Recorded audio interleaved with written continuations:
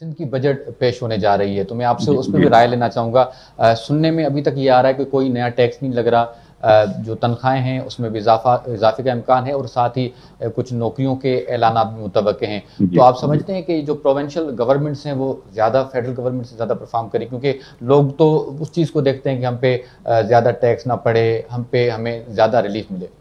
देखिए, provincial government जो है वो टैक्सेस तो जो उनकी कलेक्शन होती है, जो प्रोविंशियल टैक्सेस है उनका साइज तो वैसे भी बहुत थोड़ा है। बेसिकली उनकी जो मेन सोर्स होता है ना, प्रोविंसेस का जो मेन सोर्स ऑफ इनकम है वो उनको डिविजिबल पूल ट्रांसफर से, यानी एनएससी अवार्ड के जरिए जो फेडरल से जो पैसे ट्रांसफर होते हैं वो सूबों के बजट में शामिल होते हैं, वो सूबों का मेन होता है। और इसीलिए देखें, मैंने एक प्रोग्राम में ये जिक्र किया था कि जब केपी का बजट आ गया था फेडरल बजट से पहले, तो ये आर्गुमेंट दिया जाता है कि भी वो कॉन्स्टिट्यूशनल है, उसमें क्या है, कॉन्स्टिट्यूशन तो नहीं रोकता, सुबह पहले बजट दे सकता है।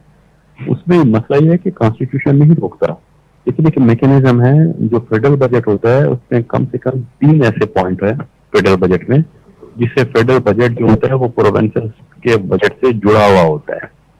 उसमें जो मेन हेड है, सबसे बड़ा हेड होता है, वो एनएससी अवार्ड से जो सूबों को पैसा मिलना होता है। सूबों के वो रेवेन्यू होते हैं, सूबे अपने बजट बनाते वक्त ये देखते हैं कि फेडरल से कितने पैसे एनएससी अवार्ड में उनको मिल रहे हैं, इसलिए सूबे इंतजार करते हैं कि पहले फेडरल का बजट आ जाए। दूसरा होता है कि जो डेवलपमेंट बजट होता है सूबों का, उसमें कॉन्स्टिट्यूशन में एक तरीकेकार है, वो प्लानिंग कमीशन उसको अप्रूव करता है।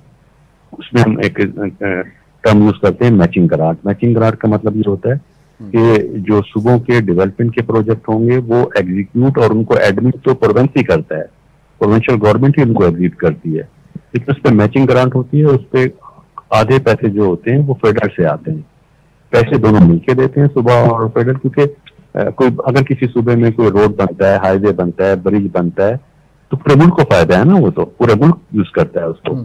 वो बेशक एक सूबे में बनता है, तो उसमें डेवलपमेंट के जितने भी बजट होता है डेवलपमेंट का, वो प्लानिंग कमीशन में फेडरल के पास जाता है, फेडरल गवर्नमेंट के, और वो डेवलपमेंट का जो होता है अप्रूवल लेना प्लानिंग कमीशन से जरूरी होता है, तो वो उसके बजट में शामिल होता है। इसलिए भी सूबे का बजट पहले मुनासिब नहीं होता। ठीक है। अच्छा, मैं आखिर में आपसे कमेंट लूंगा, फिर मैं सिद्दीकी साहब की तरफ आऊँ। जैसे आपने कहा कि प्रोविंशियल जो हुकूमतें होती हैं वो इंतजार करती हैं कि वफाक पहले वो बजट पेश करे, उसके बाद सूबाई हुकूमतें पेश करती हैं, लेकिन पाकिस्तान में पहली बार हमने देखा कि केपी की हुकूमत ने पहले ही बजट पेश कर दिया। तो क्या केपी के को टफ टाइम मिलने वाला है वफाक की तरफ से इस मरतबा, या उनकी कोई मुश्किलात बढ़ेंगी? उन्होंने अपने बजट में जो पैसे रखे होंगे, ये तो देखिए सुबह जब बजट बनाता है तो वो देखता है कि बजट से हमें एनएफसी में कितने पैसे आए, डेवलपमेंट एक्सपेंडिचर में कितने प्रोजेक्ट हमारे अप्रूव हुए, उनकी क्या पेमेंट बनती है। और अगर प्रोविंसेस को ग्रांट्स, जैसे बलूचिस्तान को, गिलगित बल्तिस्तान को, आजाद कश्मीर को ग्रांट्स भी देती हैं। पहले पंजाब और सिंध केपी को भी मिलते थे, अब जरा उसका साइज कम हो गया बड़े सूबों के लिए। तो वो ग्रांट्स, एनएससी अवार्ड और डेवलपमेंट एक्सपेंडिचर, ये 3 फेडरल बजट में मेंशन होते हैं सूबों के लिए। वो किस सूबे को कितना फेडरल से आना है वो मेंशन होता है। अब केपी ने वो पहले ही एस्टिमेटेड अपनी तरफ से लिख दिए हैं कि इतने पैसे हमें फेडरल से आएंगे। वो अगर आउट हो गया, फेडरल ने अगर वो अप्रूव नहीं किए, तो उसका बजट आउट हो जाएगा। पहले देखना चाहिए फेडरल से कितने पैसे आ रहे हैं, फिर बजट बनना चाहिए ना, क्योंकि मेन सोर्स होता है सूबों के अपने टैक्सेज से निजाम नहीं चल सकता अगर एनएससी अवार्ड के पैसे ना आए। सूबों के जो टैक्सेस होते हैं, मोटर व्हीकल है, प्रॉपर्टी टैक्स है, वाटर वगैरह है, ये इससे इतनी बड़ी कलेक्शन नहीं होती सूबों का। सिंध की हद तक अगर कोई बड़ी कलेक्शन है, वो भी सिंध की हद तक वो एसबीआर है, जो सिंध का बोर्ड ऑफ रेवेन्यू है, जो सर्विसेज पर टैक्स कलेक्ट करता है। क्योंकि सर्विसेज के मेन इंडस्ट्री कराची में है, हवा है कराची उसका, जिसमें बैंक हैं, इंश्योरेंस कंपनीज हैं, लीजिंग कंपनीज हैं, तो वो अच्छी कलेक्शन हो जाती है, एक अच्छा हेड है। लेकिन बाकी केपी में और बलूचिस्तान में इतनी बड़ी कलेक्शन नहीं हो सकती सर्विसेज में, तो वो उनको इंतजार करना चाहिए था एनएससी अवार्ड से उनको कितने पैसे मिल रहे हैं। ठीक है। अच्छा सिद्दीकी साहब, मैं अगर आपसे जानना चाहूँ कि इस हुकूमत अभी जो बजट पेश हुआ है, क्योंकि अवाम चाहता है कि उसको रिलीफ मिले, यहाँ पे सीमेंट से लेके वो सिगरेट, लोहा, हर चीज़ महंगी हो गई है, क्योंकि अभी तक जो फिगर सामने आई हैं, तो अवाम को क्या रिलीफ कैसे दे पाएगी ये हुकूमत?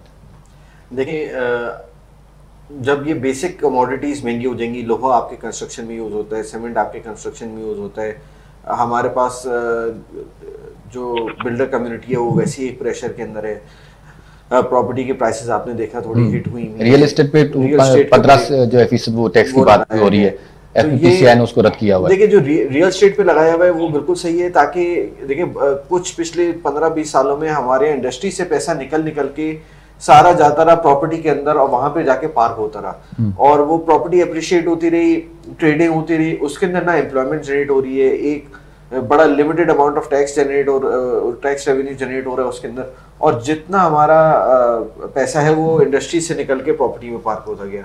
अब इससे जो है लोग डिस्करेज होंगे इन्वेस्टमेंट करने में, ताकि क्योंकि उनको कैपिटल गेन्स टैक्स देना पड़ेगा, तो वो अब इंडस्ट्री में लगाएंगे ताकि पैसे रोटेट हो सके उनको। अब वो बार बार खरीद और फरोख्त करने में उनको जो है वो प्रॉब्लम होगी, तो ये एक अच्छा स्टेप है ताकि इंडस्ट्री के अंदर पैसा वापस आए, मार्केट के अंदर रोटेशन में पैसा है। जब तक मार्केट के अंदर रोटेशन में पैसा रहेगा तो आपकी इकोनॉमी चलती रहेगी, आपके नंबर्स बढ़ते रहेंगे। अच्छा, तो इस ये जो हुकूमत ने बजट पेश किए, तो इसके अंदर इंडस्ट्रीज को कोई चैलेंज है या स्मूथली काम कर सकेंगी वो? देखिए चैलेंजेस तो डेफिनेटली हैं, जैसे एक्सपोर्टर्स को जो है वो टैक्स लग गया है, उनका एक थोड़ा बहुत चैलेंज होगा।